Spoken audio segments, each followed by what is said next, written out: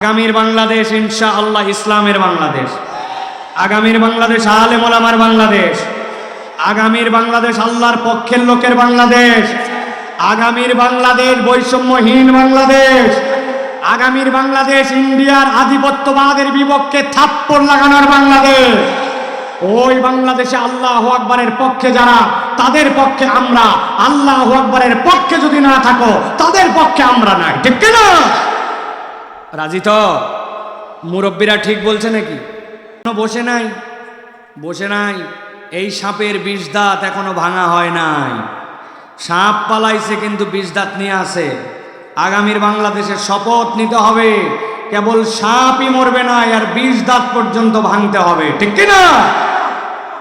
এটা যদি আপনারা এক না হতে পারেন এ বিষয়ে, তাহলে এরপরে যদি ঝড় আসে, ওই ঝড় সামাল দেওয়ার ক্ষমতা আমাদের আর থাকবে না। মনে রাখেন, হুঁশ করে চলেন, ডান বাম বুঝে চলেন।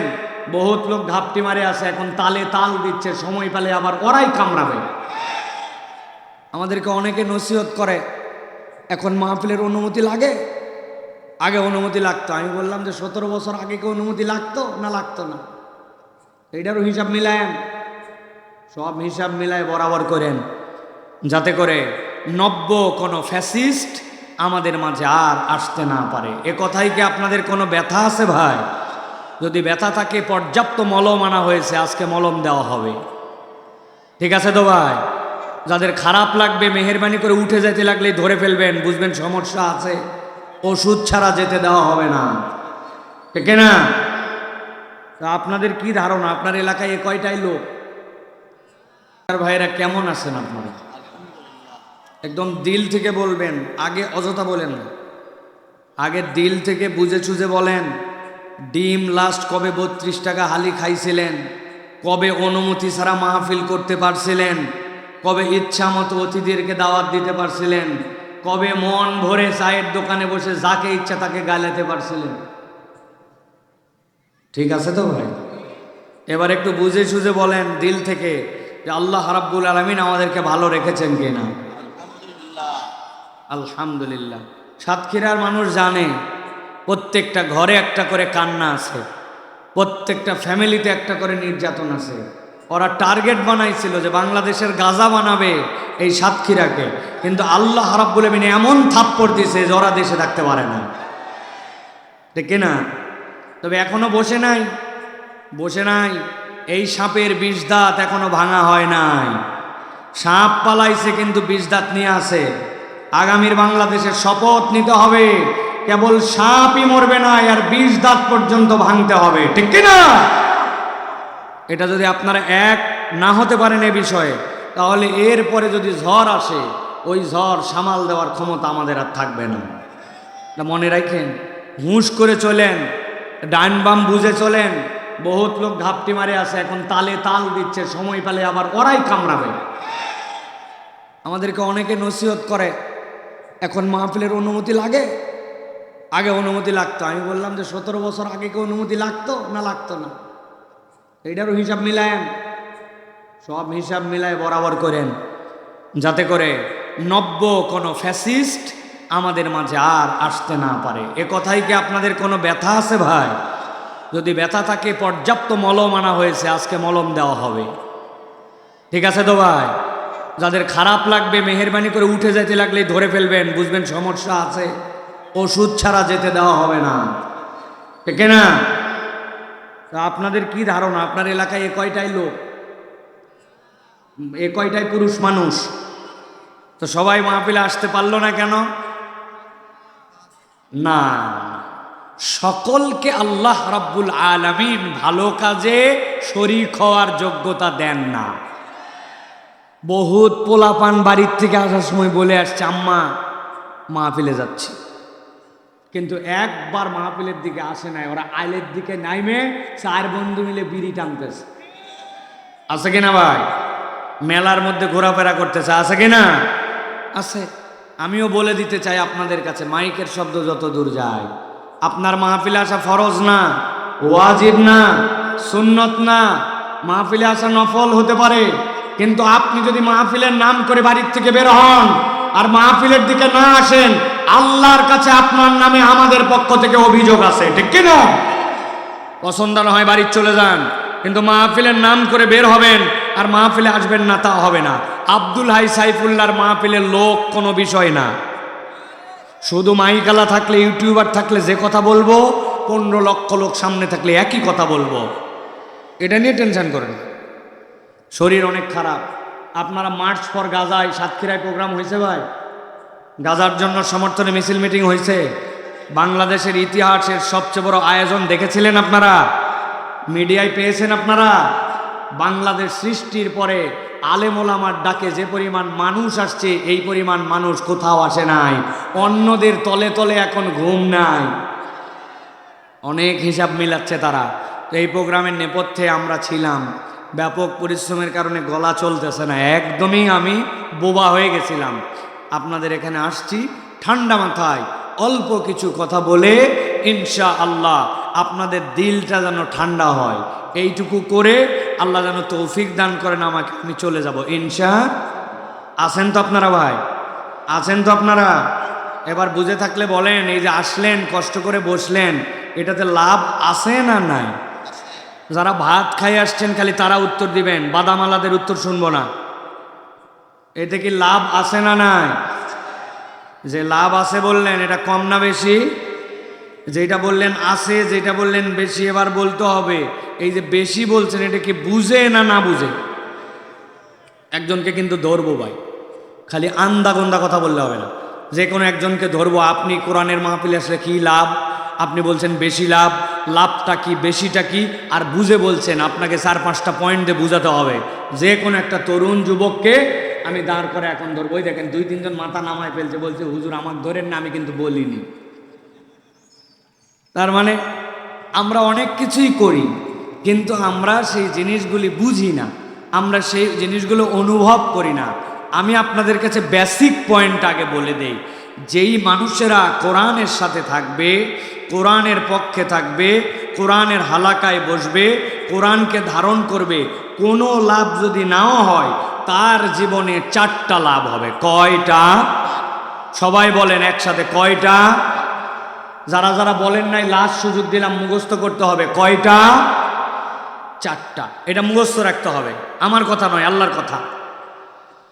আল্লাহ রাব্বুল আলামিন সূরা ইউনূস, কোরআনের 10 নম্বর সূরা, এর 57 নম্বর আয়াতের মধ্যে আল্লাহ বলছেন, নবী আপনি আপনার উম্মতকে জানান।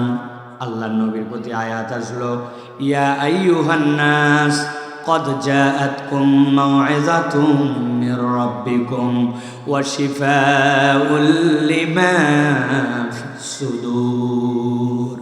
আল্লাহ রাব্বুল আলামিন বললেন, নবী আমি মুমিনদেরকে ডাক দিয়ে বলি নাই, আমি মুসলমানদেরকে ডাক দিয়ে বলি নাই, আমি আরবদেরকে ডাক দিয়ে বলি নাই, আজমদেরকে ডাক দিয়ে বলি নাই, আমি কিয়ামত পর্যন্ত অনাগত মানুষকে ডাক দিয়ে বললাম, ইয়া আইয়ুহান নাস قد جاءتكم موعظة من ربكم وشفاء لما في الصدور।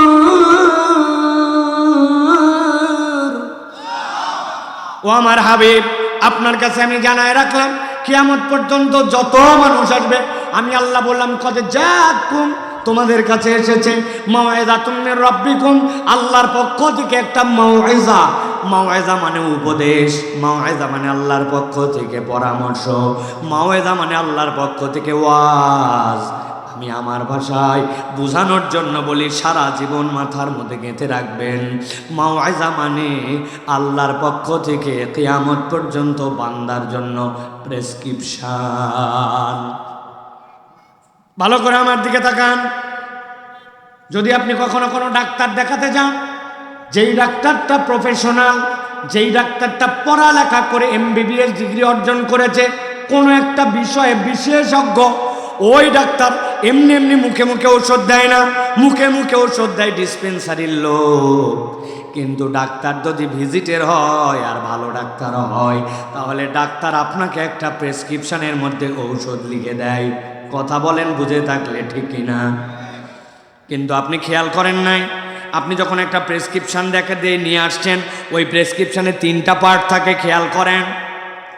প্রেসক্রিপশনের বাম পাশে একটা দাগ দেওয়া থাকে বা একটা টান দেওয়া থাকে, উপর দিকে প্রেসক্রিপশনের একটা ভাঁজ দেওয়া থাকে। খেয়াল করে এখন মনে করে দেখেন, উপরে বাম পাশে ডাক্তারের নাম বাংলায়, ডান পাশে ইংরেজিতে দেওয়া আছে। আর এইখানে আপনার নামের জন্য একটা অপশান আছে, বয়স কত অপশান আছে, ছেলে না মেয়ে এখানে লেখা আছে। আর বাম পাশে এরকম চিকন করে একটা ফাঁক আছে। আপনি গেছেন ডাক্তারের কাছে, আপনার পেটের পীড়া নিয়ে কথার কথা বলতেছি, ভালো করে খেয়াল করেন। ডাক্তার জিজ্ঞাসা করছে কতদিন ধরে পেটের সমস্যা, লাস্ট 3 মাস। কি হয়, খাওয়ার আগে ব্যথা না পরে ব্যথা, পেটের এই জায়গায় চাপ দিলে লাগে, এখানে কি ব্যথা করে, এরকম করে টান দিলে কি অস্বস্তি হয়, রাত্রেবেলা কি গ্যাস হয়, সকালবেলা কি গলা জ্বলে, জিহ্বাটা বের করেন তো। জিহ্বাটা দেখে ডাক্তার, এইগুলা দেখে। আর বাম পাশ দিয়ে ছোট্ট ছোট্ট করে কি যেন লেখে, আপনি কোনোদিন জিজ্ঞাসাও করেন নাই কি লিখলেন আপনি ওই জায়গায়। সব লেখা হওয়ার পরে ডাক্তার এবার RX দিয়ে এখানে আপনার ঔষধ লিখতে শুরু করে। খেয়াল করলে দেখবেন ডাক্তার যে ঔষধ আপনাকে দিয়েছে ওইখানে 4টা বিষয় আপনার জন্য লেখা আছে। 1 নম্বর ঔষধের নাম দেওয়া আছে, 2 নম্বর ঔষধের পাওয়ার কত লেখা আছে, 3 নম্বর দেওয়া আছে ওষুধটা খাওয়ার আগে খাবেন না পরে খাবেন, আর 4 নম্বর লেখা আছে ওষুধটা চলবে কতদিন, 7 দিনের ডোজ নাকি 1 মাসের ডোজ নাকি 14 দিনের ডোজ। বুঝে থাকলে বলেন যে প্রেসক্রিপশনটা বুঝালাম। যদি ডাক্তার দেখায় থাকেন প্রেসক্রিপশনের মধ্যে এরকম করে লেখা থাকে কিনা। কিন্তু এই যে বাম পাশে কি লেখা ছিল, ছোট ছোট করে ডাক্তার লিখে রাখলো, কি লিখলো এই জায়গায়, এইটা কোনোদিন চিন্তা করলাম না। ডাক্তার যদি পড়ালেখা করা হয়, ডেডিকেটেড ডাক্তার হয়, তাহলে বাম পাশে ডাক্তার আপনার যে রোগ আইডেন্টিফাই করছে, আপনার যে রোগটা ওনার মেডিকেল সায়েন্সে ধরা পড়ছে, আপনাকে বলে নাই, কিন্তু বাম পাশে নোট দিয়ে লিখে রাখছে যে এই রোগটা আমি মনে করে এই ঔষধগুলা দিলাম। এটা যদি ডাক্তার রেজিস্টার্ড হয়, তার জন্য এই পদ্ধতিতে প্রেসক্রিপশন করে দেওয়ার দায়িত্ব আমার। আল্লাহ রাব্বুল আলামিন বলছেন, ইয়া আইয়ুহান নাস قد جاءتكم موعظة من ربكم وشفاء لما في الصدور وهدى ورحمة للمؤمنين।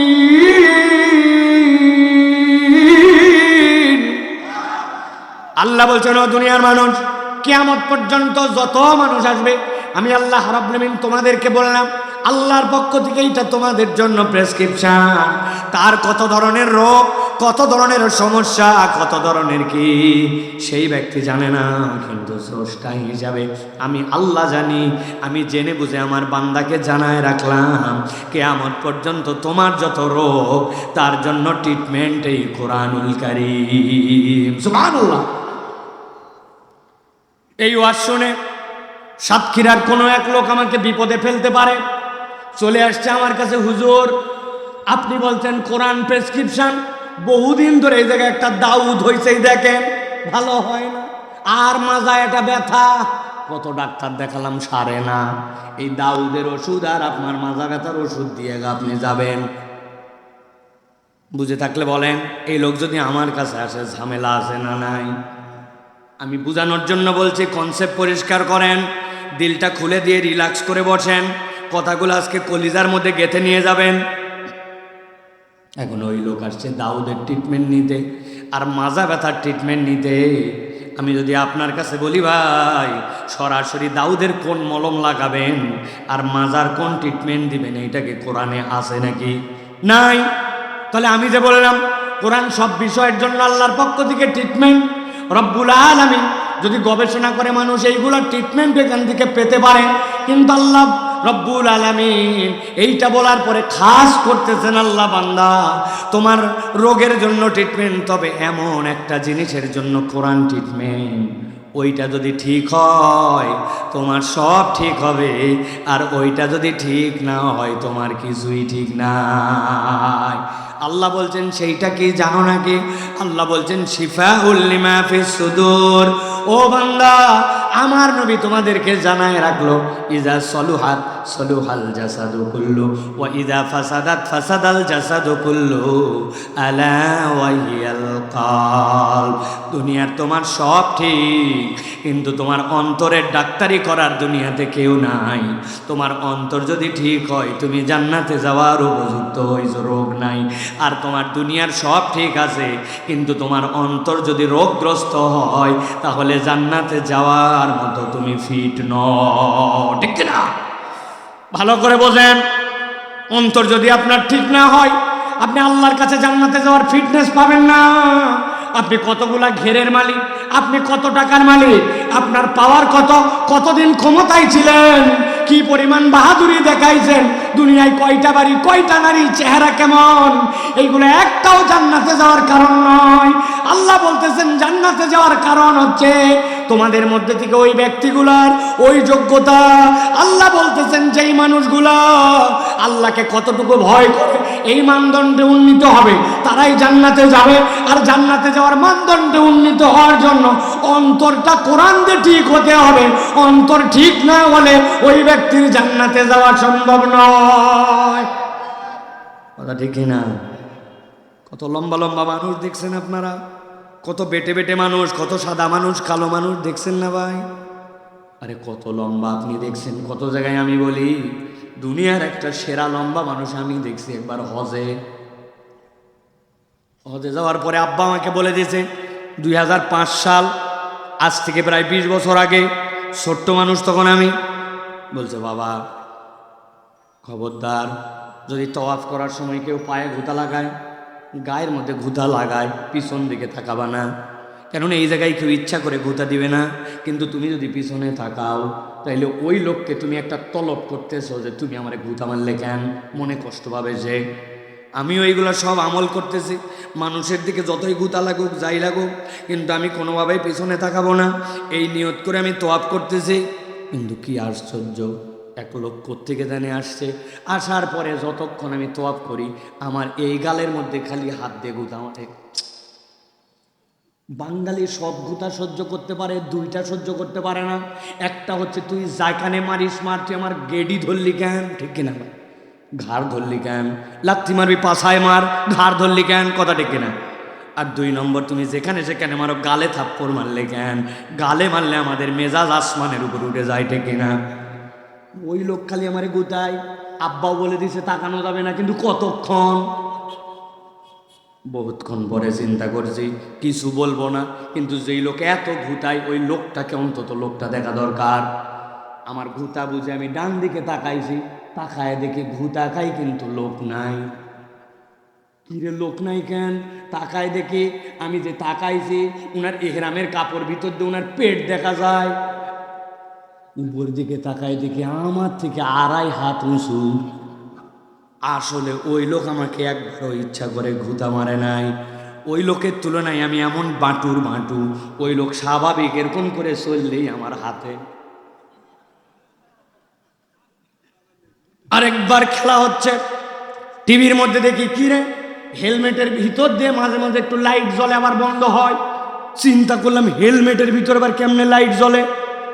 অনেকক্ষণ পর খেয়াল করে দেখি যেই প্লেয়ার হেলমেট পরে আছে ওই বেটা সুইংগাম চিবায়, আর মাঝে মাঝে যখন দাঁত বের হয় তখন আলো জ্বলে। ওয়েস্ট ইন্ডিজের প্লেয়ার দেখছেন এরকম কালো ভাই।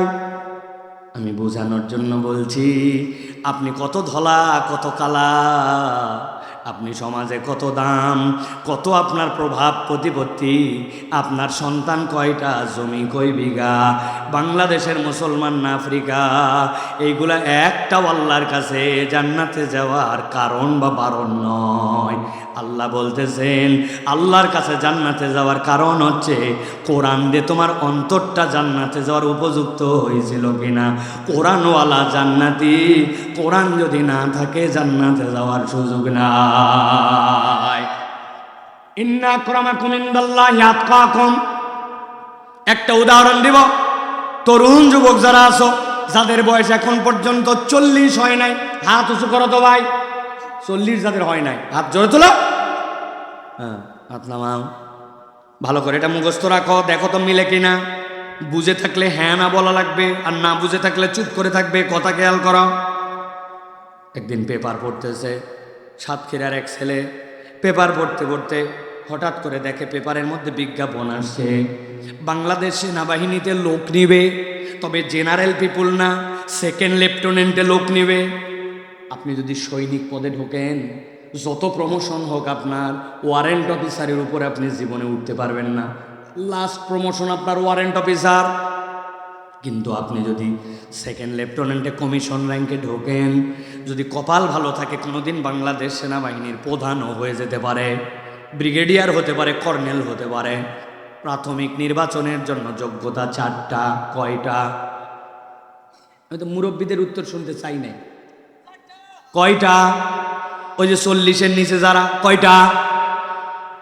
1 নম্বর, ওই ছেলের এসএসসি এবং এইচএসসি উভয়টাতে সেকেন্ড ডিভিশন কমসে কম থাকা লাগবে। 2 নম্বরে, ওই ছেলে 5 ফিট 6 ইঞ্চি লম্বা হওয়া লাগবে। 3 নম্বরে, কোনো থানাতে কোনো রকম মামলা মোকদ্দমা ফৌজদারি মামলা থাকা চলবে না। 4 নম্বরে, শারীরিকভাবে ফিট হতে হবে। আপনার ঘলঘলিয়ার এক ছেলে পেপারে দেখে লাভ দিয়ে উঠছে, আলহামদুলিল্লাহ, বলে কি রে সেকেন্ড ডিভিশন উভয়টাই, আমার 2টাতে গোল্ডেন এ প্লাস, বলছে 5 ফিট 6 ইঞ্চি, মরদ 6 ফিট লম্বা। হ্যাঁ, থানা মামলা আমার বাপ দাদার 14 গোষ্ঠীর নামে কোনো মামলা নাই। 6 ফিট লম্বা, কীরকম ফিটনেস তাহলে, দেখতে শুনতে সুন্দর। ওই ছেলে প্রাথমিকভাবে আবেদন জমা দিয়ে দিয়েছে। আবেদন জমা দেওয়ার পরে ঢাকা ক্যান্টনমেন্ট থেকে উনার নামে চলে আসছে চিঠি যে এই ছেলে অমুক তারিখে তুমি ক্যান্টনমেন্টে যোগাযোগ করো। ওই ছেলে কাগজপত্র সব রেডি করে এলাকার থেকে দোয়া নিয়ে সুন্দর করে রেডি হয়ে ঢাকা চলে গেছে। অফিসে ঢোকার পরে বলছে, আগে তোমার দেখো, এসএসসি ওরে সেকেন্ড ডিভিশন চাইছিলাম, ওইটাতে ফার্স্ট ডিভিশন। ওকে, বলছে এবার থানার ক্লিয়ারেন্স দেখা, ওই টেবিলে যাও। টেবিলে যায় থানার ক্লিয়ারেন্স, ওকে, থানাতে কোনো ঝামেলা নাই, দারুণ ব্যাপার। 3 নম্বরে বলছে ওই যে দেখো বাঁশের মধ্যে ওই যে সুতা বান্ধা আছে, 5 ফিট 6 ইঞ্চি হাইট করে, ওই জায়গায় যায় মাপ লাগা। বেচারি 6 ফিট লম্বা, মাপ দিতে যায় ওনার নাক বরাবর বাইতে গেছে। যেই বেটা মাপ নিচ্ছে বলছে এত লম্বা তুই নিচ দিয়ে যা। 4 নম্বরে, খালি গা হও, তোমার শারীরিক ফিটনেস পরীক্ষা হবে। ওই ছেলে এখন শারীরিক ফিটনেস পরীক্ষার জন্য দাঁড়াইছে। বলছে হাত দুটা সামনের দিকে সোজা করো। হাত দুটা যেই না সোজা করছি, ডান হাতটা টনটন সোজা, বাম হাতের মাথার এই 4টা আঙ্গুল অল্প একটুখানি বাঁকা। যেই বেটা ওনার পরীক্ষা নিচ্ছে বলছে আই আই বাম হাতের নখ সোজা কর, বেঁকা কি জন্য? ওই ছেলে বলতেছে স্যার, জন্মের থেকে আমার 4টা আঙ্গুলের মাথা একটু ভাঁজ, এছাড়া শরীরে কোনো সমস্যা নাই। সাতক্ষীরার মুসলমান বুঝে থাকলে উত্তর দেন। 6 ফিট লম্বা, থানা ক্লিয়ারেন্স আছে, উভয়টাতেই গোল্ডেন এ প্লাস, বুকটা 40 ইঞ্চি, শরীরটা বিশাল বড়, কিন্তু বাম হাতের 4টা আঙ্গুলের মাথা কেবল একটুখানি ভাঁজ। একসাথে একযোগে উত্তর দেন তো, এত যোগ্যতা থাকার পরেও এই 4 আঙ্গুলের মাথা একটু ভাঁজ হলে ওই ছেলেটাকে কি সেনাবাহিনীতে নিবে? বুঝে বলেন, নিবে? আমার আল্লাহ রাব্বুল আলামিন বলছেন, গভীর মনোযোগ, এমনি এমনি উদাহরণ দেই নাই। আল্লাহ বলছেন, ইয়া আইয়ুহান নাস قد جاءتكم موعظة من ربكم وشفاء لما في الصدور وهدى ورحمة للمؤمنين।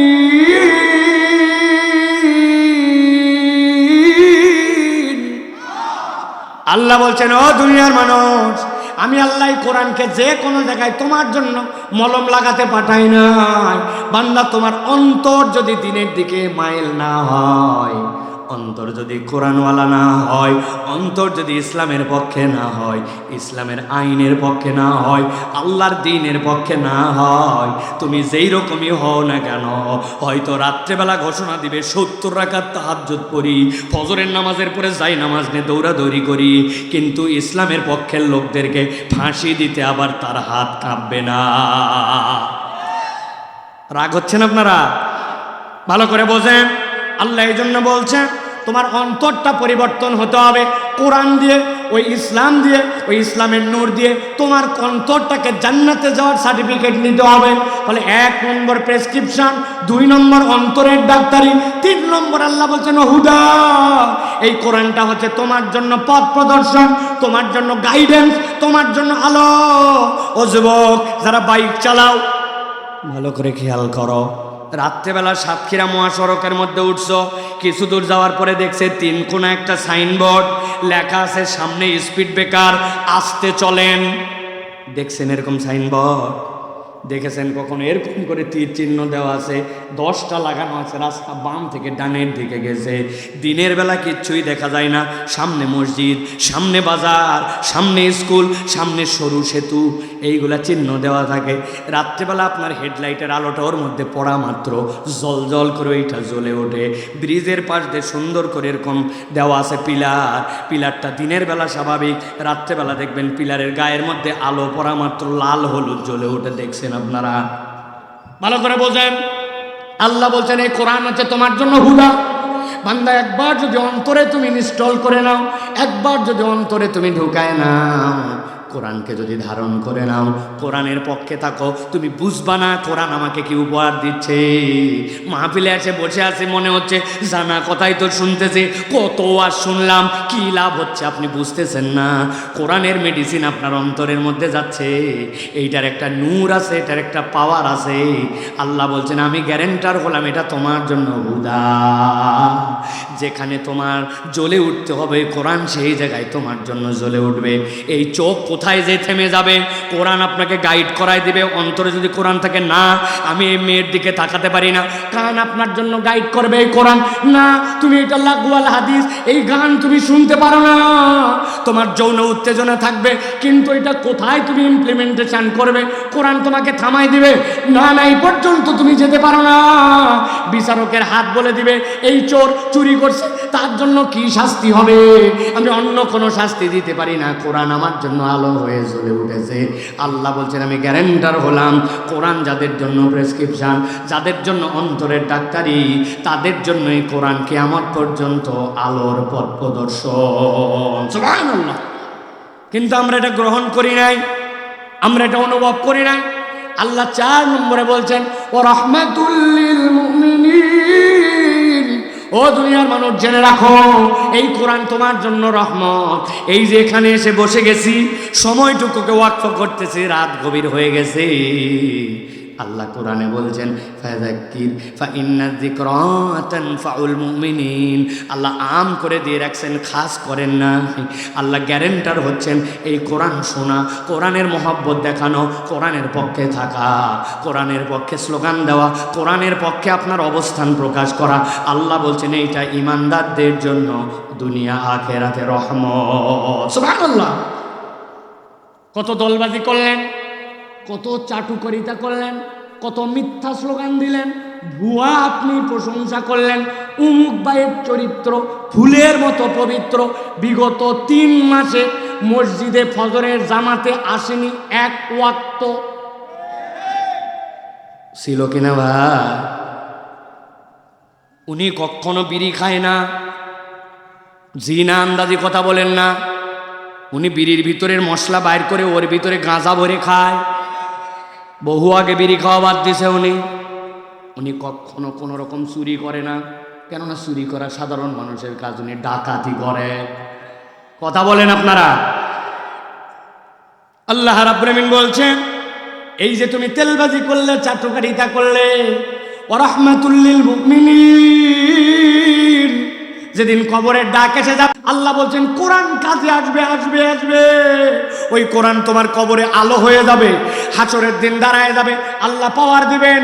ওই কোরআন আল্লাহর সাথে ঝগড়া লাগায় দিবে। আল্লাহকে বলবে রাত জাগাইছিলাম, কোরআন পড়াইছিলাম, তারাবি পড়াইছিলাম, তাহাজ্জুদ পড়াইছিলাম, এশা পড়াইছিলাম, ফজর পড়াইছিলাম। ওই কোরআন দিয়ে তোমার বান্দা যেরকমই হোক শুনেছিল। ওই কোরআন শুননেওয়ালা কান, অন্তরের মধ্যে তার ফাতিহা মুখস্থ ছিল, ইসলামের পক্ষে ছিল, কোরআনের পক্ষে ছিল, মুনাফিক চরিত্রে ছিল না। আল্লাহ তোমার বান্দাকে তো আমি এমনি এমনি জাহান্নামে যেতে দিব না, হয় আমাকে সহ পাঠাও। কোরআন কালামুল্লাহ, কালামুল্লাহ জাহান্নামে যাবে না, কোরআনের পক্ষের লোককে কোরআন দ্বারা আল্লাহ জাহান্নামে যেতে দিবেন না।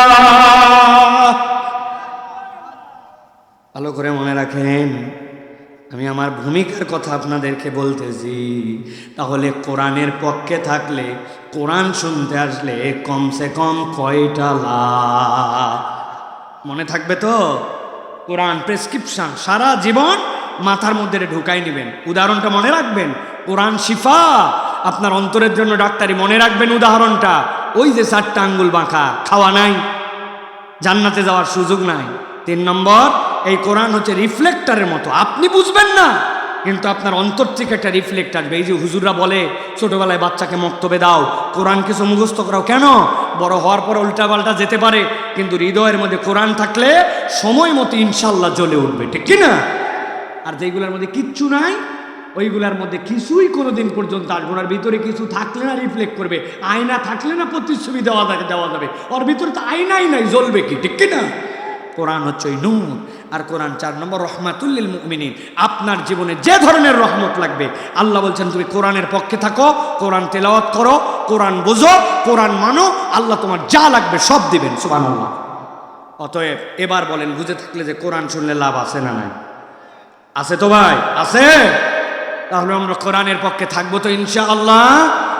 প্রিয় ভাইয়েরা, আপনারা যারা কথা শুনতেছেন, প্রায় আধা ঘন্টার বেশি কথা হয়েছে, আপনারা মনে করতেছেন যে আলহামদুলিল্লাহ কথাবার্তার মূল কথা মনে শুরু হয়েছে। না ভাই, এখনো মূল কথা আমি শুরু করতে পারি নাই। আমি আপাতত একটু সাইজ করে নিলাম আপনাদেরকে, একটু যাতে কারা কারা আমরা আসি এটা যেন আমরা বুঝতে পারি। আমি অনেক সময় উদাহরণ দিয়ে বলি, আপনারা ঘেরের পাশ দিয়ে ভাই আল দেন না ভাই, আল না থাকলে ঘেরে পানি বাঁধবে ভাই। আপনার আল যদি কাটা থাকে, আমাদের বাংলাদেশে এখন সবচেয়ে বেশি শুনবেন যে বেটা ওয়াজ শোনে, ওও বলবে যে এত ওয়াজ, কোনো চেঞ্জ নাই, কোনো পরিবর্তন নাই, সেই আগের মানুষই আছে, এত ওয়াজ করে কি হবে? বলে না ভাই, বলে না ভাই? সত্য কথা বলেন, বলে কি না? আপনার আমার মনের মধ্যে উদয় হয় নাই কথা, এত ওয়াজ কই পরিবর্তন? ওই যে কয়টা শোনা লোক ও কয়টাই শোনে, যে কয়টা নামাজি লোক ও কয়টাই আসে, পরের দিন সকাল থেকে যে কয়টা বাদ দেওয়ার কয়টা বাদ দেয়, ঠিক কিনা? কেন? কখনো জিজ্ঞাসা করেন নাই নিজেকে কেন? আমি এই কেনর উত্তর বার করছি। এর কারণ আমরা আলহীন ওয়াজ শুনি। আমাদের টার্গেট কারো সুর শোনা, আমাদের টার্গেট কারো জমানো, আমাদের টার্গেট কারো আসলাম, একটুখানি হই হই দিয়ে চলে গেলাম। আমার কোনো আল নাই ওয়াজের, আগাও নাই গোড়াও নাই। কালকে যাই বলবে বক্তা আনছিল একটা বক্তা আমাদের তাফসিরে, ফাটাফাটি। একজন জিজ্ঞাসা করছে কি ফাটালো? বলছে তা বলতে পারবো না, কিন্তু ফাটাছে। কি ফাটালেন আপনি? এই যে ফাটায় গেলেন আপনি, হুদা মিশা স্লোগান দিয়ে চলে গেলেন। কোনো একটা আমল, কোনো একটা বেসিক, কোনো একটা পরিবর্তন, লক্ষ্য নাই, টার্গেট নাই, নিয়ত নাই। কোন নিয়তে বসলেন? নিয়ত শুদ্ধ করেন। আমি কেবল এমনি বসি নাই, আল্লাহ আমার নিজের জীবনে ইসলাহ হওয়ার জন্য, আল্লাহ একটা আমল যা হবে ওইটা গ্রহণ করার জন্য, আল্লাহ তোমার কোরআনকে ইজ্জত দেওয়ার জন্য বসছি। আপনার এই নিয়তের কারণে যতক্ষণ বসে থাকবেন, ডান কাদের ফেরেশতা লিখতেই থাকবে যে এই বান্দা ইবাদত করতেছে, ইবাদত করতেছে, ইবাদত করতেছে। সুবহানাল্লাহ। তাছাড়া খালি আশা হবে আর বসা হবে। নিয়ত ঠিক করেন, এখন থেকে যে মাহফিলে আসবেন এই নিয়ত করে বসবেন, আল্লাহ এই কথাগুলি কেবল নিরেট শোনার জন্য না, শুনবো, নিজের ইসলাহ করব, আমল করব, আর তোমার কোরআনকে ইজ্জত দেওয়ার জন্য কোরআনের কথা শুনতে বসেছি। আল্লাহ তুমি কবুল করে। নিয়ত করে দেখেন, আল্লাহ যদি বাঁচায় রাখে, হাসরের পরে জান্নাতে যদি আপনার সাথে আমার দেখা হয়, ওই দিন আল্লাহ যদি চায় তো মনে করায়, যদি আল্লাহ দেয়, তাহলে দেখবেন এই বসার এইটুক সময় আপনার আমার আমল নামায় কি পরিমাণে ইবাদত লেখা হয়েছে। আমার কথা নয়, নবীজি সাল্লাল্লাহু আলাইহি সাল্লাম বলছেন কিয়ামতের দিন জান্নাতে যাওয়ার পরে এক শ্রেণীর লোকের সাথে জান্নাতের ভিতরে আরেক শ্রেণীর দেখা হবে। ওই জান্নাতীরা বলবে, ভাই তোকে তো চিন্তাম, এত বেশি আমল নাই, কিন্তু তুই জান্নাতের এত টপে চলে গেলি, আর আমিও জান্নাতে, কিন্তু আমি তো নিচে। মানে ব্যাপারটা বোঝেন? একজন বাথরুম বানাইছে নর্মাল সিমেন্ট দিয়া, আরেকজন বানাইছে মনে করেন ইটালিয়ান টাইলস দিয়ে, দুটাই বাথরুম, কিন্তু দুটা কি এক? একজনের ফ্ল্যাট 750 স্কোয়ার ফিট, আরেকজনেরটা 7,500 ফিট, দুইটা কি এক? সাতক্ষীরার অজপাড়াগায় একটা বাড়ি 5,000 ফিট, আরেকটা গুলশানে ঢাকায় বাড়ি 5,000 ফিট, দুটাই এক? দুটাই বাড়ি, দুটাই বাথরুম, দুটাই অবস্থান। জান্নাতে ঢোকার পরও গ্রেড থাকবে, বলবে এত উপরে উঠলি? ওই জান্নাতি বলবে, ভাই আমি জানি না কেন আমার এই অবস্থান, তবে আমার আমল নামায় দেখেছি আমি কোরআনুল কারীমের মাজলিসে আল্লাহ আল্লাহর রাসূলের জিকিরের মাজলিসে আমি বসেছিলাম, ওই বসার সময়ের বিনিময়ে ইবাদত গ্রহণ করে আল্লাহ জান্নাতে আমার মর্যাদা বাড়ায় দিয়েছে। এটাই মাহফিলে বসে থাকার জন্য আমি আপনাকে পাম্পট্টি দিচ্ছি না প্রিয় ভাইয়েরা। ফ্যান থাকলে হাত পাখানা। প্রিয় ভাইয়েরা, তাহলে আমরা কুরআনুল কারীম থেকে আজকে কিছু কথা শুনে যেতে চাই। রাজি আছেন তো আপনারা? আছেন ইনশাআল্লাহ? প্রিয় ভাইয়েরা, তবে আমার মাহফিলের মূল শ্রোতা কিন্তু মুরব্বীরা না। আমি সব জায়গায় বলে থাকি আমার মাহফিলের মূল শ্রোতা হচ্ছে ইয়াং যারা, তরুণ যারা। আজকে আপনারা যে পরিমাণ আসছেন, মেয়েরা এর থেকে দ্বিগুণ আসছে। তা মেয়েদের জন্য কিছু কথা বলতে হবে ইনশাআল্লাহ। তা আপনারা আসেন ইনশাআল্লাহ? কারা কারা আসেন একটু দেখি, দুই হাত উঁচু করেন। সবাই হাত উঁচু করবেন না, আগে হাত নামান, হাত নামান। যাদের হাতে কোনো ভেজাল নাই, ঝামেলা নাই, গিরিজ মোবাইলের কোনো টেনশন নাই, হাত আল্লাহর দেওয়া, মোবাইল আল্লাহর দেওয়া, গিরিজগুলো আল্লাহর দেওয়া, এরকম হিম্মত যাদের আছে তারা হাত দুটা টান টান করে সোজা করেন। হ্যাঁ, শক্ত করেন, শক্ত। আরেকবার কষ্ট দিব, হাত নামান। এবার হাত খালি তুলবো না, এবার ডাইনে বামে একটু তাকায়ও দেখবো আল্লাহর কোন বান্দাগুলা হাত তুলতে পারে নাই। আমরা একটু দেখে নিব জাস্ট, খালি একদম আস্তে দিবেন, একদম স্লো। রেডি সবাই? তরুণরা, যুবকরা, ডাইনে বামে, দাঁড়ানো বসা, সবাই রেডি তো ভাই?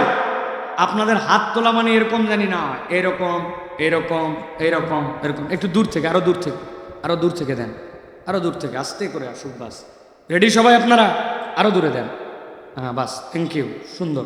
এদিকে ঘুরাই দেন, একটু আমার দিকে ঘুরান, আরেকটু ঘুরান। হ্যাঁ বাস, ওকে, ধন্যবাদ।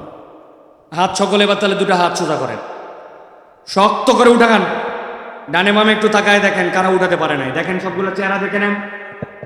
সবাই উঠাইছে? সবাই সোজা করছেন? সোজা। এবার একটু পিছন দিকে টানা দেন, পিছনে জোরে জোরে, পেছনে। হ্যাঁ, এবার একটু সামনে দেন। সবাই শক্ত করেন, সোজা করেন। এবার মাশাআল্লাহ। ওই যে মোটর সাইকেলের উপর বসে আছে সাদা গেঞ্জি, কি ভাই আপনি আমাদের সাথে না? এখনো হাত তোলে নাই। ওই যে কি মনে করতেছেন বোধহয় দেখতে পাই না। হাত সোজা করেন। রোজা করছেন? হ্যাঁ, ওঠেন, হাত ওঠেন, আর শক্ত করেন। হ্যাঁ, এবার একটু ডানে দেন, মাশাআল্লাহ, ডানে। এবার একটু বামে দেন। এবার একটু সোজা করেন, সোজা সোজা সোজা করেন। করছেন সোজা? এবার একটু আরাম করে বসেন, নড়ে চড়ে বসেন, পা নামাবেন না, আরাম করে রিল্যাক্স। হাত সোজা করেন। গলাটা এবার পরিষ্কার দেন। হয়নি, এই পেছন থেকে পরিষ্কার দেন গলা। শক্ত করেন, শক্ত করে। এবার একটু নড়াচড়া দেন, জোরে জোরে, জোরে নড়ান। ওই চাচা হাত তোলে নাই, ওই যে সামনে, ওই ওই ওই চাচা, আবার পিছনে তাকাচ্ছে। আপনি আপনি ওই যে খয়েরি কালারের। হ্যাঁ, সোজা করেন, শক্ত করেন। করছেন সবাই? এবার শক্ত করে হাত সোজা করেন, সোজা সোজা। হ্যাঁ, মাশাআল্লাহ। এবার বুক বরাবর নেন, এই বরাবর নিছেন। এবার আমরা আকাশ বাতাস মুখরিত করে একটা তাকবীর দিতে চাই। পারবেন ইনশাআল্লাহ? এই মাঠে যত ওয়াজ শুনছেন, যত মাহফিলে আসছেন, এরকম হিম্মত করে তাকবীর দেন নাই। পারবেন ইনশাআল্লাহ? সবাই পারবেন ইনশাআল্লাহ? মুরব্বীরা পারবেন? বাবারা, যুবকেরা পারবেন ইনশাআল্লাহ?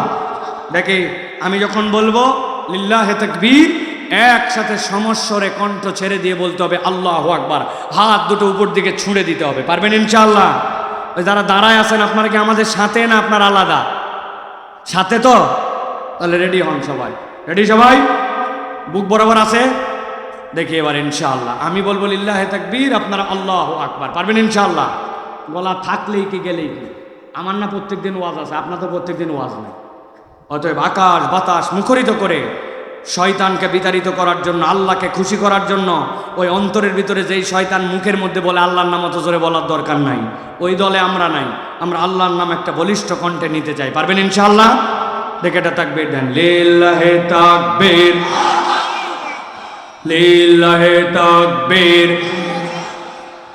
আল কোরআনের আলো, আল হাদিসের আলো, তোমার নেতা আমার নেতা, তোমার নেতা আমার নেতা।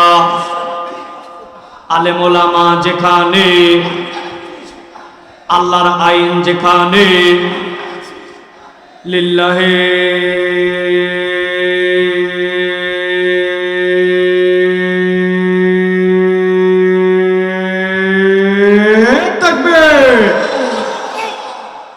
আলহামদুলিল্লাহ, হাত নামান। শয়তান আছে? আর আছে? আল্লাহু আকবারের পক্ষে কখনো শয়তান থাকতে পারে না, ঠিক কি না? শয়তান আল্লাহু আকবার পছন্দ করে না। এই জন্য মানবরূপী যে সকল দল আর যে সকল ব্যক্তি আছে, ওরাও দেখবেন আল্লাহু আকবারের স্লোগান দিতে পারে না, পছন্দও করে না। আমরা দ্ব্যর্থহীন কণ্ঠে ঘোষণা করে জানাতে চাই, আগামীর বাংলাদেশ ইনশাআল্লাহ ইসলামের বাংলাদেশ, আগামীর বাংলাদেশ আলেম ওলামার বাংলাদেশ, আগামীর বাংলাদেশ আল্লাহর পক্ষের লোকের বাংলাদেশ, আগামীর বাংলাদেশ বৈষম্যহীন বাংলাদেশ, আগামীর বাংলাদেশ ইন্ডিয়ার আধিপত্যবাদের বিপক্ষে থাপ্পড় লাগানোর বাংলাদেশ।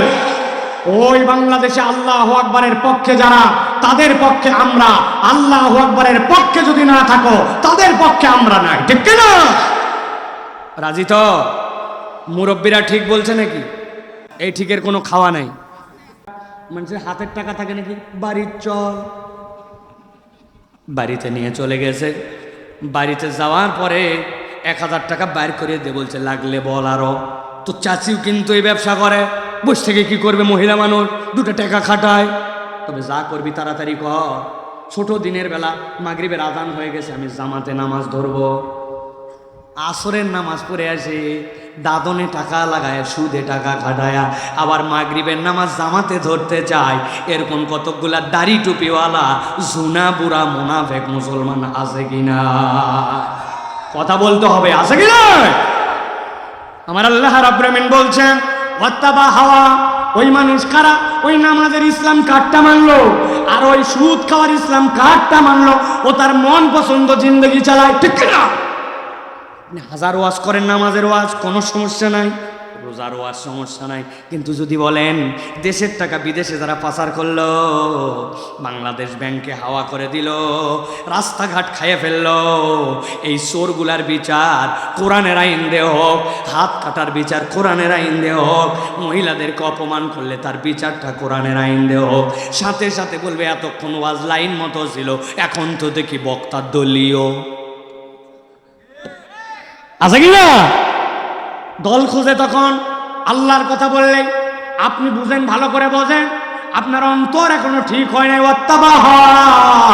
আপনি এখনো মন পছন্দ জিন্দগি চালাচ্ছেন আর মনে করতেছেন আমার দাঁড়িয়ে, আমার টুপি, আমার নামাজ আমাকে সালসালায়া জান্নাতে নিয়ে যাবে। জান্নাতে যাওয়া এত সোজা নয়। আল্লাহ বলছেন উদখুলু ফিস-সিলমি কাফা, আংশিক নয়। আল্লাহর বিধান কতকটা মানবার কতকটা মানবা না, এই ভণ্ডামি টুপি দাড়ি দিয়া পার হবে না, ঠিক না? দরবেশের দাড়ি কি কালো ছিল না সাদা? ও বাবা, চেনেই না দেখিলা কালো। চাষার পরে 57,000 কোটি টাকা এক লোক দেশ থেকে পার করে দিছে। কথা বলতে ভয় পা আব্দুল্লাহ সাইফুল্লাহ আজকে 5 আগস্টের পরে এই কথা বলতেছে না, বিগত 12 বছর একইভাবে জুমার মঞ্চে বসে বসে এই কথা বলছে আল্লাহর জন্য। ভালো করে খেয়াল করেন, 4টা অপরাধ। গভীর মনোযোগ, কথা শেষ আমার, ঠান্ডা মাথায় ফিনিশিং। আল্লাহ রাব্বুল আলামিনের বিধান জেনে বুঝে অস্বীকার। 2 নম্বর শয়তান অনুগামী মিলান। 3 নম্বরে নিরেট দুনিয়াদার, দুনিয়ার জন্য যা ইচ্ছা তাই করতে পারে, হালাল হারাম মানে না, আল্লাহর হুকুমের তোয়াক্কা করে না। 4 নম্বরে ওয়াত্তাবা হাওয়া, মন পছন্দ জীবন চালায়, নামাজ রোজাও করে, মিথ্যা কথাও বলে, নামাজ রোজাও করে, বেপরদাও করে, নামাজ রোজাও করে, আবার আল্লাহর আইনের বিরোধিতাও করে। আল্লাহ বলছেন ওয়াত্তাবা হাওয়া। আল্লাহ বলছেন এই 4 অপরাধ যার মধ্যে আছে, নবী আপনি জানায় দেন আল্লাহর কাছে তার জন্য একটা উদাহরণ আছে। আল্লাহ বলছেন ফামাসালু কামাসালিল কালব ইন তাহমিল আলাইহি ইয়ালহাস আও তাতরুকুহু ইয়ালহাস যালিকা মাসালুল কওমিল্লাযীনা কাযযাবু বিআয়াতিনা। আল্লাহ বলছেন এই 4 অপরাধ যা আল্লাহর কাছে তার উদাহরণটা হচ্ছে কুকুরের মতো। কার মতো? ভালো করে বলেন, কার মতো? হয় নাই, একসাথে বলেন আমার মতো, কুত্তার মতো। এদগাম করে বলতে হবে, কুত্তার মতো। লা লাস্ট একটা সুযোগ দিব, যারা বলে নাই ছেলে মেয়ে সকলে বলেন, তার উদাহরণ আল্লাহর কাছে কুকুরের মতো। কার মতো? কালকে এখানকার লোক যায় বলবে কি বক্তা আনছিল, কুত্তাও বলাইছে 5 বার। ভাইরে এমনি এমনি বলাই নাই, কারণ আছে। আপনি যা ভাবতেছেন তা নয়। আপনি ভাবতেছেন এই 4 অপরাধী, অতএব আল্লাহর কাছে কুত্তার মতো। কারণ কুত্তা একটা খারাপ প্রাণী, নাপাক প্রাণী, ঘেউ ঘেউ করে, কুত্তা নোংরার মধ্যে থাকে, ময়লা খায়, এই জন্য বোধহয় আল্লাহ কুত্তার উদাহরণ দিয়েছেন। জি না, এই বোর্ডটা মাথার মধ্যে ঢুকানোর জন্যই কুত্তাটা 4 বার বলাইছি। দুনিয়াতে এমন কুকুর আছে মানুষের থেকেও বিশ্বস্ত, মানুষের থেকেও বেশি প্রভুভক্ত, কৃতজ্ঞ। জাপানে এক কুকুর তার মালিক হারায় যাওয়ার পরে 5 বছর স্টেশনে ওই গেটের সামনে বসেছিল, ওখানেই 5 বছর ওইটা আমি আসতো। আর কেউ বুঝাতে পারে নাই তার মালিক আর দুনিয়ায় নাই, কিন্তু সে মালিকের প্রতি এমন ফেদ ছিল, 5 বছর আসতো। জাপান রাষ্ট্র স্বীকৃতি দিচ্ছে ওই কুত্তা মারা যাওয়ার পরে। প্রভুর প্রতি এমন বিশ্বস্ত দুনিয়ার কোনো কুকুর দেখা যায় নাই। তাহলে অনেক কুকুর আছে মানুষের থেকে বিশ্বস্ত, ঠিক কিনা? আপনি ঠিক বললেও ঠিক, না বললেও ঠিক, কারণ আমার কাছে উদাহরণ আছে। আমি একদিন এক চায়ের দোকানে চা খেতে বসছি। চা খেতে বসার পরে আমি বহু জায়গায় এটা বলি, আমার চায়ের সাথে কিছু ডুবাই খাওয়া লাগে, এটা বদ অভ্যাস। একটা বিস্কুট, একটা টোস্ট, একটা কিছু জুবাই খেলে আমার ভালো লাগে। আপনারাও খান নাকি ভাই? বুঝে বলেন, খান আপনারা? ঠিক আছে, আমার দলের লোক। এখন চায়ের মধ্যে কি ডুবাই খাবো, উপরে তাকাইছি, তাকায় দেখে একটা এনার্জি বিস্কুট ঝুলতেছে, 5 টাকা দাম। কয় পিস থাকে ভাই? জি না, 3 পিস। এখন একটা কমায় দিছে, আমি আপনি জানেনই না, দাম সমান কিন্তু মাল নাই। এত বড় বড় চিপসের প্যাকেট খালি ঝনঝন ঝনঝন করে। কিরে, মাছের মধ্যে না অক্সিজেন দেওয়া লাগে, তুই চিপসের মধ্যে এত অক্সিজেন দিলি কেন? আসলে ভিতরের মাল কমায় দিছে, কিন্তু সাইজ কমায় নাই, প্যাকেট বড়, ঠিক কিনা? এখন আমি ওই বিস্কুট নামাই চায়ের মধ্যে দিয়ে ডুবাইছি। যেই না ডুবাইছি, কোত্থেকে একটা লোক যেন হাজির আসে, বলতেছে আপনি সাইফুল্লাহ ভাই, 5 বছর আপনার ওয়াজ শুনি, হায় হায়, জীবনে বাস্তবে দেখবো। এই দেখেন আমার গায়ের কাঁটা দিয়ে ফেলছে, আমার তো বিশ্বাস হচ্ছে না, আপনাকে দেখছি। ওরে বাবা, উত্তেজিত এত লোক। আমি বললাম, মুরব্বী, আমি সেই সাইফুল্লাহ ভাই, আপনার পছন্দের মানুষ, কিন্তু এত কথা বললেন, এখনো যে সালাম দিলেন না। বলছে ওহ, ভুলে গেছি, আসসালামু আলাইকুম। উত্তেজনা অনেক সময় মানুষের এরকম হয় কিনা ভাই? এই যে ওই লোককে বলছে আপনি বসেন, বাকি ছবি তোলা পরে কথা হবে, আপাতত চা খান। এই কথা বলতে আমার 8-10 সেকেন্ড গেছে, আমার মনে নাই আমি চায়ের মধ্যে বিস্কুট ডুবাই রাখছিলাম। এবার বিস্কুটটা তুলে যেই না মুখের কাছে নিতে যাব, দেখি বিস্কুট অ্যাক্সিডেন্ট করছে। বিস্কুট অ্যাক্সিডেন্ট করে নিচে যেই না পড়ে গেছে, সাথে সাথে কোথার থেকে একটা কুকুর ছিল, দূরের থেকে ভোঁ করে আছে, মাথা নিচু করে। আমি পা সরাতে দেরি, ওই দেখি মাথা নিচু করে 3 চাটা দিয়া ক্লিয়ার। ওই দিনের মতো সোয়া 2 বিস্কুট দিয়ে আমি আমার খাওয়া শেষ করে নামাজে চলে গেছি। পরের দিন আবার ওই জায়গায় এসে বসছি। বসার পরে যেই না চা খাবো, চা খাওয়ার আগেই দোকানে অর্ডার করা মাত্র দেখি কুত্তা আসছে, মাথা নিচু করে লেজ ডাউন দিয়া এরকম করতে করতে আমি দোকানদারকে বললাম, ভাই কুকুরটা সরান, নামাজ পড়তে যাবো, গায়ের সাথে লাগলে, নাপাক লেগে থাকলে মুসিবত। বলছে হুজুর আপনার গায়ে ওই লাগাবে না, কিন্তু ওই কুকুর তো আপনার অপরিচিত না। আমি বললাম, কোত্থেকে আমার আবার পরিচিত কুত্তা আসলো? বলছে গতকালকে যে কুকুরকে আপনি একটা বিস্কুট খাওয়াইছিলেন, এটা ওই কুকুর। তাকায় দেখেন, লেজ নামানো, কান নামানো, মাথা নিচু করে আপনার কাছে কৃতজ্ঞতা জানাতে আসছে। আমি সাতক্ষীরার মুসলমানের কাছে প্রশ্ন রাখতে চাই, যেই কুকুর মাথা নামায় আজকে কৃতজ্ঞতা জানায়, লেজ নামায় আমার কাছে বিনয় প্রকাশ করে, ওই কুকুরকে কি গতকালকে আমি বিস্কুট খাওয়াইছিলাম নাকি বিস্কুট পড়ে গেছিল? বিস্কুট খাওয়াইছিলাম না বিস্কুট অ্যাক্সিডেন্ট করছিলাম? ভালো করে মাথার মধ্যে নিয়ে ফেলেন, একটা পড়ে যাওয়া বিস্কুট চেটে খেয়ে কুকুর পরের দিন কৃতজ্ঞতা জানায়। কিন্তু এমন অনেক মানুষ খুঁজে পাবেন, টাকা হাওলাত দিছেন, নেওয়ার সময় কি অনুনয় বিনয়। এখন আপনার ফেরত নেওয়া দরকার, ওই লোকের আর পাত্তা নাই। আপনি তার বিপদের সময় আগায় গেছেন, এখন আপনার একটু কল্যাণ দরকার, এখন ওই লোক আপনাকে আর পাত্তা দেয় না। তার যখন অভাব ছিল, তার যখন বিপদ ছিল, মুসিবত ছিল, তার পাশে দাঁড়াইছেন, এখন আপনার একটু প্রয়োজন, আপনাকে চেনে না। উপকার তো দূরের কথা, সুযোগ পাইলে বাঁশ দিতেও ছাড়ে না, এরকম মানুষ আছে কিনা? আছে? ভালো করে বোঝেন। তাহলে আল্লাহ বললেন ফামাসালুহু কামাসালিল কালব, ওই চার দোষে দুষ্ট যারা, আল্লাহ বলছেন তাদের উদাহরণ কুত্তার মতো। কার মতো? কুকুর তো মানুষের থেকে অনেক ক্ষেত্রে ভালো। কেন আল্লাহ কথা বললেন? আল্লাহ বলছেন, নবী ব্যাখ্যা করেন। আল্লাহ বলতেছেন ইন তাহমিলা আলাইহি ইয়ালহাস আও তাতরুকহু ইয়ালহাস যালিকা মাসালুল কওমিল্লাযীনা কাযযাবু বিআয়াতিনা। ও আমার হাবিব, জানায় রাখেন, কুকুরের একটা চরিত্র আছে। কুকুরের পিঠে কেউ বোঝা চাপায় না, কিন্তু কুকুরকে যদি কেউ বোঝা চাপায় তাও হাঁপায়। কুকুরকে স্বাভাবিকভাবে দাবড়ানি দিলেও সে হাঁপায়। লাহাসুন শব্দের অর্থ পিপাসা লেগে গেলে জিহ্বা বের হয়ে যায়। কুকুরের পিপাসা লাগলে শীতকালেও জিহ্বা বের হয়, গরমের দিনেও বের হয়, দৌড়ালেও বের হয়, থেমে থাকলেও বের হয়। আল্লাহ বোঝাতে চান, কুকুর যেরকম লোভাতুর, কুকুরের যেরকম জিহ্বা বের হয়, এটা সব সময়ের জন্য।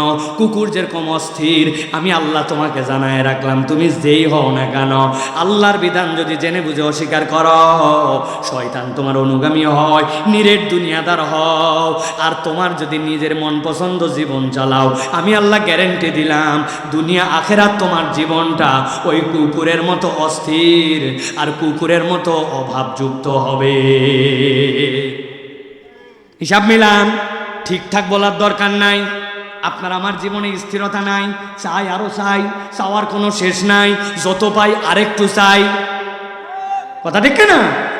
হুজুরও বাদ নাই, সবার জীবনের কম। আমার তরুণরা ভাবতেছে, হুজুর আপনার ওয়াজ রাখেন তো। দুনিয়া এখন updated modern world, 5G world, 6G world, এখন একটু অস্থিরতা থাকবেই।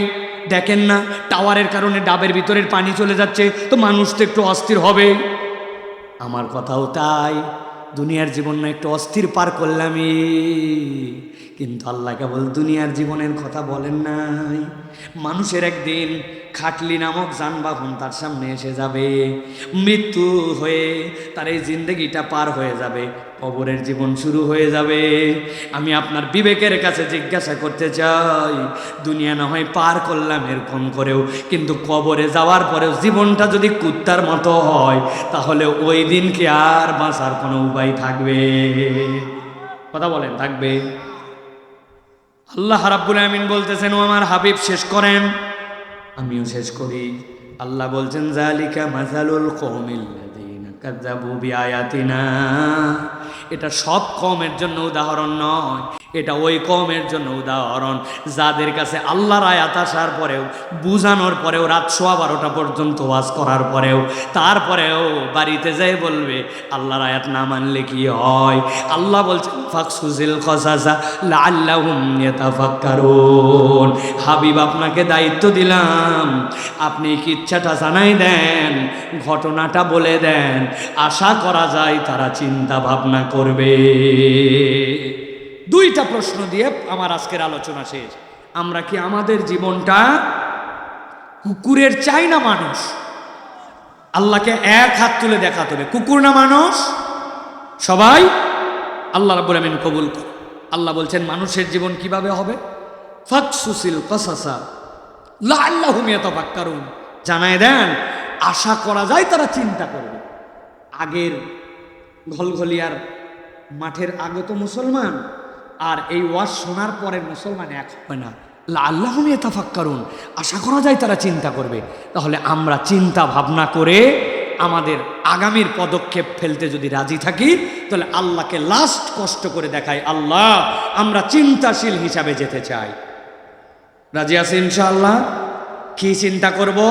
জেনে বুঝে আল্লাহর আয়াত অস্বীকার করব না, শয়তানের অনুসরণকারী হব না, ইচ্ছা মতো মন পছন্দ জিন্দেগি চালাবো না, আর আল্লাহ তোমার দিকে তাকায়া জীবন চালাবো, নিরেট দুনিয়াদার হয়ে জীবন চালাবো না। রাজি আছি? তাহলে চাই কি কুকুর না মানুষের জীবন? মানুষ। তাহলে মানুষ চিন্তা করে চলবে, ইনশাআল্লাহ আমাদেরকে কবুল করেন। বহুতবার আপনাদেরকে হাত উঠাইছি, গভীর রাত পর্যন্ত বসায় রাখছি, অনেক কথা মুখ দিয়ে জোর করে বের করছি, এগুলো একটাও আমার জন্য নয়, সকলের জন্য, যাতে করে আজকের আলোচনার পরে আমার এলাকায় বেনামাজি কমে, মিথ্যা বন্ধ করে, বউকে গালি দেয় যেই লোকেরা, মুখটাকে যেন হিসাব করে চলে, চোখ দিয়ে হারাম দেখে, ওর মোবাইলগুলো যেন ডিলিট করে, কান দিয়ে যেন গান শোনা হয় না, ইসলামের পক্ষে যেন আমার হৃদয়ের নিবেদন অন্তর থেকে আসে, এই টার্গেটে আমি এই কথা কয়টা বলেছি। আল্লাহ আমাদের আজকের আয়োজন, আজকের এই মহান উদ্যোগকে আল্লাহ রাব্বুল আমিন কবুল করেন, বলেন আল্লাহুম্মা আমিন। জি, আমাদের সভাপতি সাহেব এখানে কথা বলবেন। আর আমাদের ছেলেরা কি এখানে ইয়ে রেখেছে, এই ব্যাগ রেখেছেন তো, এই যে কালেকশনের কথা লিখে, ও আচ্ছা আচ্ছা, আলহামদুলিল্লাহ। এই না হচ্ছে মাহফিল, কিসের কালেকশন, কিসের কি, ওয়াজ শুনতে আসছে, ওয়াজ শুনে চলে যাবে, আলহামদুলিল্লাহ বলেন। আল্লাহ আমাদেরকে কবুল করুন, আল্লাহুম্মা আমিন। আমাদের সুযোগ্য সম্মানিত চেয়ারম্যান মহোদয় আমাদের মাঝে চলে আসছেন, আলহামদুলিল্লাহ। আমরা তার একটা শুভেচ্ছা, অতি সংক্ষিপ্ত তার দুটো কথা শুনেই আমরা দোয়া মোনাজাত দিয়ে ইনশাআল্লাহ মাহফিল শেষ করব। আমার যারা মিডিয়ার ভাইরা আসছেন, আপনাদের প্রতি কৃতজ্ঞতা। ক্যামেরার রোল অফ করে ক্যামেরা নামায় ফেলেন।